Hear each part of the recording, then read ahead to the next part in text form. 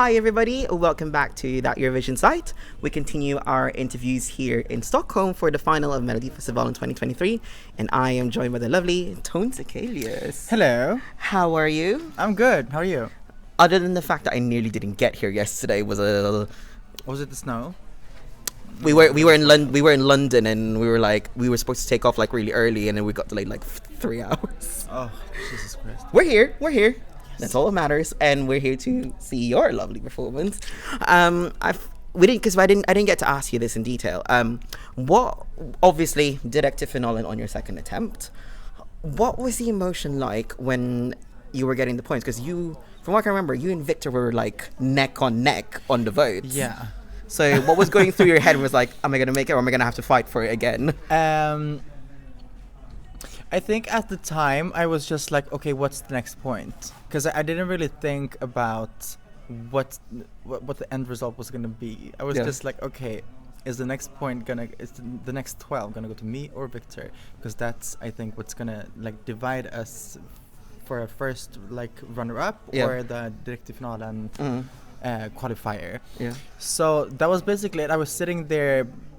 Don't really remember what I was thinking, because when I have this adrenaline like rushed type of moments, I black out. I don't really know what the fuck I'm doing, so I'm just sitting there smiling from ear to ear and just like waiting for the next point to roll in. But then when I finally realized it's you, then that was wild. A wild ride of emotions and happiness, I guess. Well, to be fair though, like we were having so much fun afterwards. We were just like, you were seeing the smile on your face when we were at the after party. You were just like, oh my god, I made it. I got directed finale.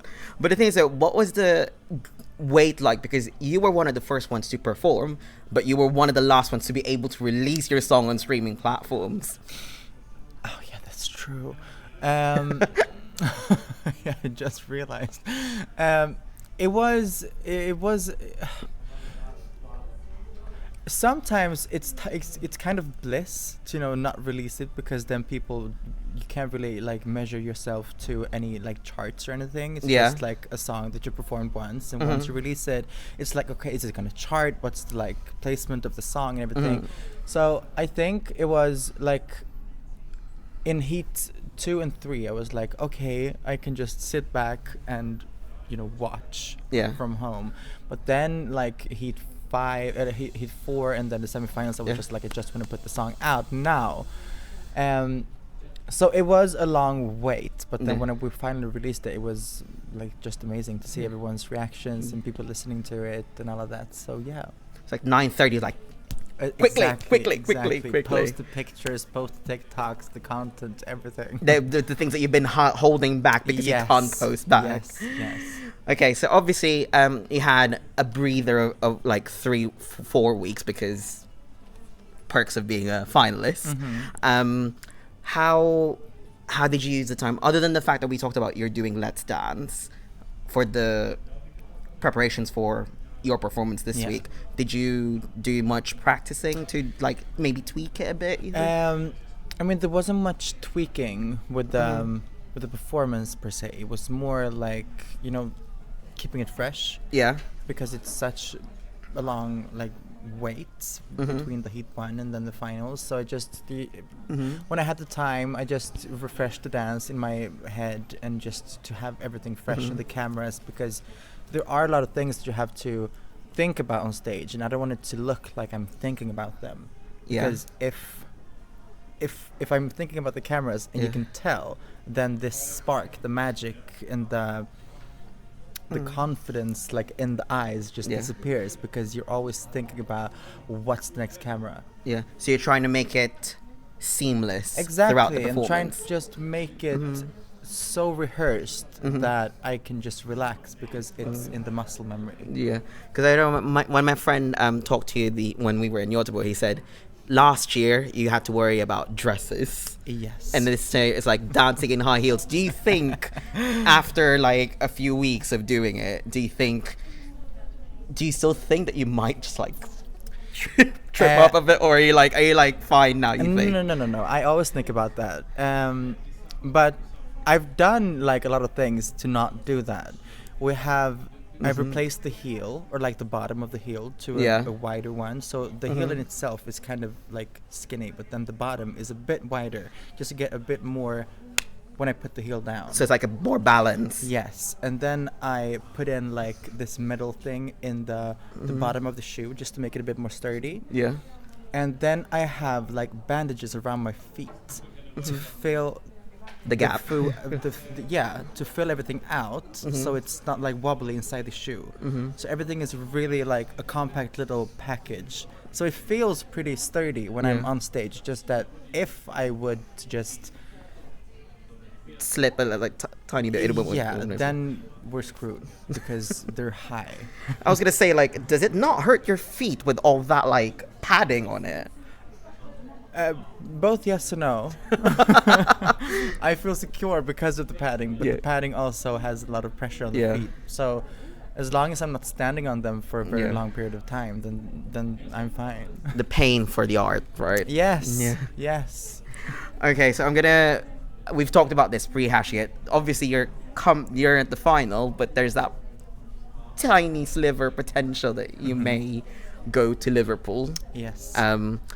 Last year you said you couldn't come Friday, but how about this time? Because like you had like a different experience. So like this last year you had to fight for it, but this time Sweden chose you to go directly to the final. Do you think how does that thought sit with your head that you still have the chance again? I don't know. I the thing with the finals is that you can't really think about the results, because then it's kind of gonna mess the number up, I feel like. Because if I'm thinking about the results, and if I'm hoping for a win, or if I'm fearing to just be in the bottom or anything like that, it will affect the number. Yeah. So I'm just trying to just stay in my own head and just focus on my own number. Yeah. But yeah, I mean the chance is there, and if that would to happen, then I think I will pass the fuck out. well, if it does, I'll get a front seat to that. Yeah. But okay, so last question. Obviously, you're also other than Mello, you're also doing Let's Dance.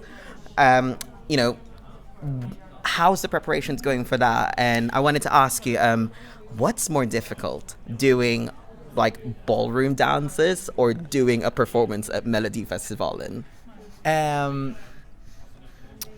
Okay, so first the preparations. Yes, yeah. How is it going so far? Trying to compete.